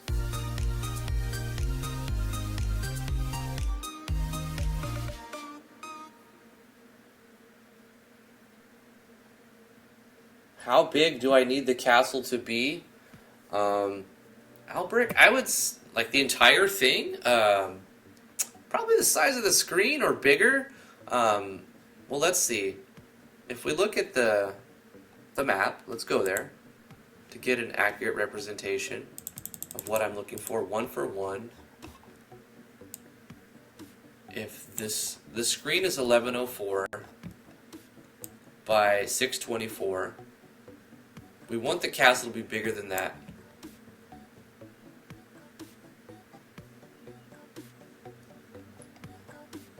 Like the full castle, let's multiply that full screen resolution by 2. So like 2200 or like 2000. We'll say 2000 because I could always shrink or make it bigger. It's better to make it big and then shrink it down than it is to make it small and shrink it and stretch it. So bigger is better, and then I can shrink it down. You can't make it too big, right? I mean, like I mean, you could put 10,000 and I'll still be able to shrink it down. So there's no way that you'll be able to be like sending me something and I'll be like, oh, that's too big. No, it won't be like that. Because I'll just shrink it with it. I'll make it as a doodad, and the higher pixel density, the better actually, because it'll look clearer as it's shrunk down. Obviously, at some point it will look different from the surrounding pixels, but it'll still work. Bigger is better. That is right, Heartless. So 2,000 on the X and the Y times, yeah, like 1,200, like 2,000 by 1,200, something like that. Or if we want it to be more square, you can go 2,000 by 2,000. What are you talking about? We're talking about a castle, Heartless. Why do we have to go there every stream?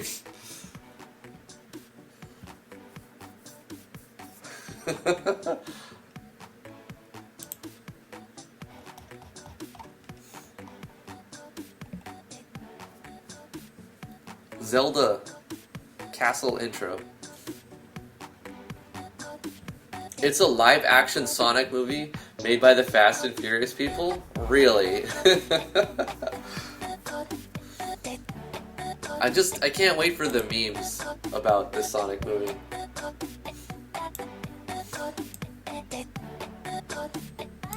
Like after it's out. It's gonna be great. Whoa, Royal Crown Code is now the new boss. Wow.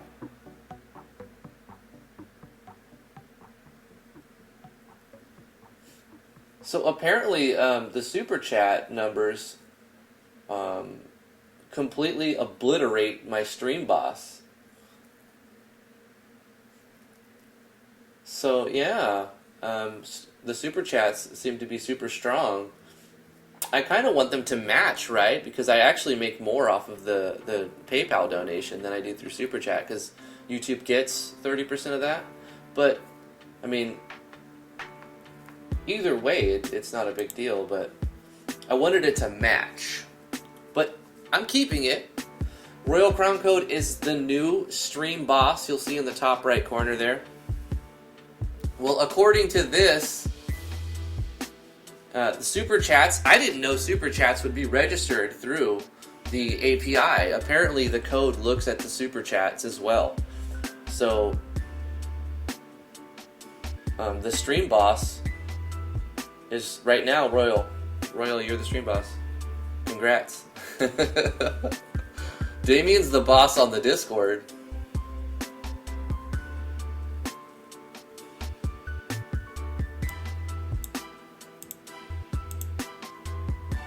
Video output low. Yeah, sure it is, YouTube. I see how you do it.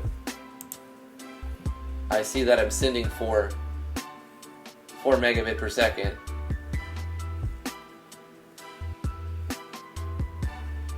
They don't like that when you say, oh, Twitch donations are better than Super Chat. They don't like that at all.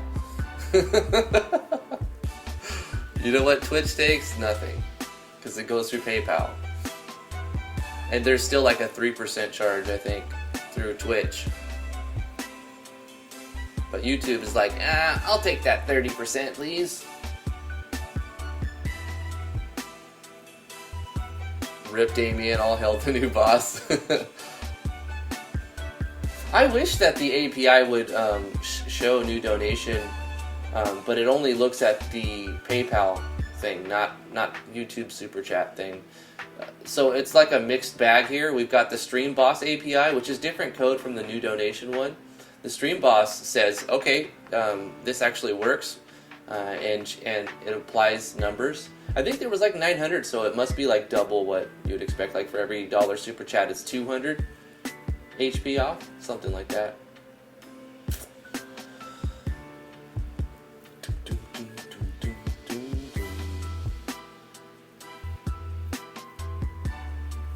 Magda, how you doing?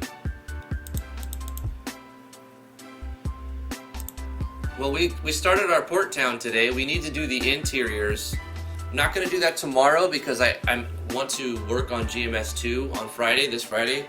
Just because, I don't know, I just want to. That's what I want to do. I take a break from the project. We usually work on RPG Maker MV project from Monday through Thursday, and then on Friday I'll either play somebody's first impressions game, or I'll play a different game, you know, for fun, or I'll work on a different engine, just to mix it up so it feels a little bit less monotonous, I guess. Ultimately, it's an arbitrary thing I do. Devin says, actually, question. I'm listening. You're getting MV today, Magda? Heck yeah. Alright. Nice job. I hope you have a lot of fun, and I'm sure you'll have a lot of questions. So join the Discord. Link is in the description below, guys. Thank you for coming to the live stream today. We're going to cut it right here. We might stick around for a few more minutes to answer Devin's question and any other special requests at the end of the stream. Follow me on twitch.tv/driftwoodgaming. Really appreciate that follow. Costs you nothing, and it helps support what I do. Yeah, Magda, I've got over 300 RPG Maker MV tutorials on YouTube.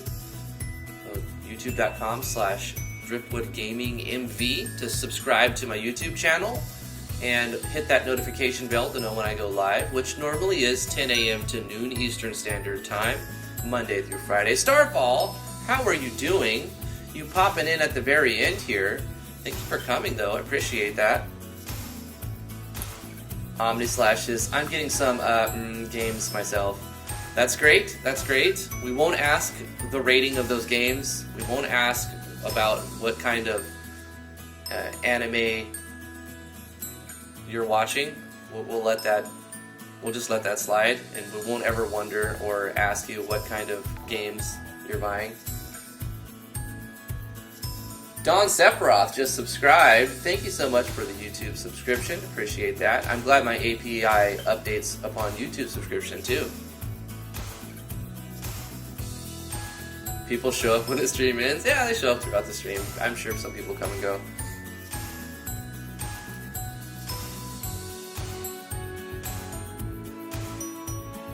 But anyway, I'm really liking the Streamlabs OBS that we're using. The new layout looks nice, and it keeps track of things, and people get their name on screen permanently into the videos when they become followers or subscribe to the channel or make donations. That's always appreciated.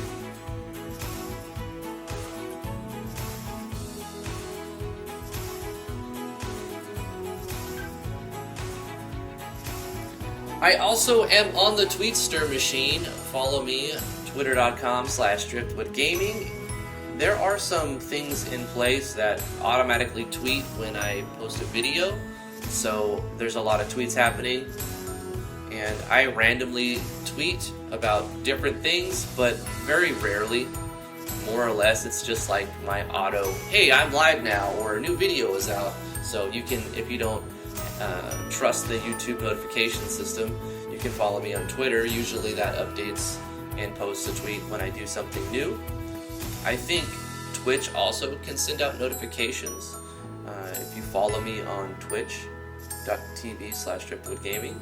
I have a website, driftwoodgaming.com. There are some games that you can download there for free. I offer my last project I put out on RPG Maker MV called Legend of Driftwood, and the version 1.02, the super hard version, is available to play on the website, or you can download the version 1.04 version, which was made for speedrunners, and it's made a lot easier. It's probably more fun, the 1.04 update. So just download it and play it on your machine. We actually have somebody who's working on that project still. Somebody is like updating Legends of Driftwood to do something with it, like make chapter 2 and keep working on it. So that might happen in the future. I think the promise was by the end of the year, so maybe within the next couple weeks I'll be able to host a fan-made version of Legend of Driftwood. So someone took my project where I left off and said, hey, I'm not going to work on it anymore. I've got other things I have to do. Somebody asked for permission to take that project and add their own stuff and make it a new thing. And I was like, go ahead, mod the crap out of it, turn it into something even more awesome. I'd love to see what you can come up with my project. And so that's happening. Hope to see that become something in the future. Is it possible to make RPG Maker MV to a console like DS? I don't think so. The 3DS has an RPG Maker called... The 3DS is called Fez. It's called RPG Maker Fez. And then the Switch is getting MV. It already has MV. Came out a week ago. Wait, no, like a month ago, right? No, a couple weeks ago in Japan, which still had the English version in it. Anyway, there's a RPG Maker Fez for the 3DS, and there is MV Lite or Limited or something. The loading times are terrible from what I looked at SRD's review of the Japanese version, which I'm sure is just a copy. It's going to be the same in English, so I wouldn't expect better loading times in the English version. Yeah, YouTube keeps dipping a little bit. It goes red for a second and then it comes back, and I don't know why it does that. My upload seems to be pretty strong. Do you think a laptop can handle RPG Maker MV? Because people say it can't. It depends, Magda, how old is the laptop? Does it have at least a quad-core processor? Does it at least have 4 cores? If it does, it probably can. It's really going to be, I think, mostly CPU intensive. What kind of processor do you know, Magda? Yeah, if it's like an Intel Core 2 Duo, it probably won't run very well. But if it's like, say, any type of i3 quad processor or 5.6 processor, it should be fine. Anything in the last 10 years, maybe not 10 years, anything in the last 6-7 years should be fine.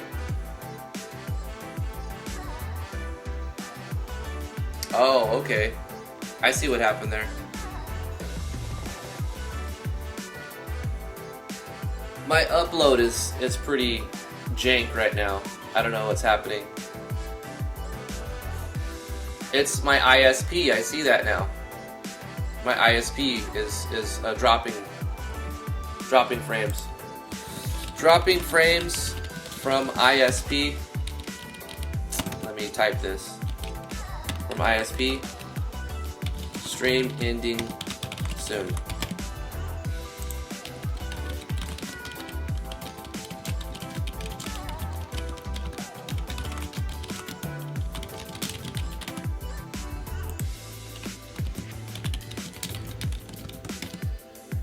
Alright guys, yep, that's gonna be it. I think my ISP is like, yo, it's time, it's like, my ISP is like, yo, cut it off. Yep. Bye guys, we'll see you tomorrow, 10 a.m. to noon Eastern Standard Time. Come hang out in the Discord, subscribe to the channel, follow me on Twitch, all the stuff I already said before, blah blah blah. Love you guys, see you tomorrow, bye bye, bye bye.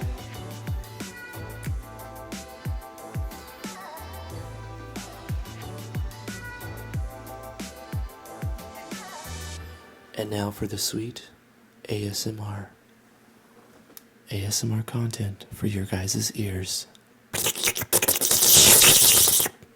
And some scratchies. I figured we should update our ASMR content for some sensual scratchies.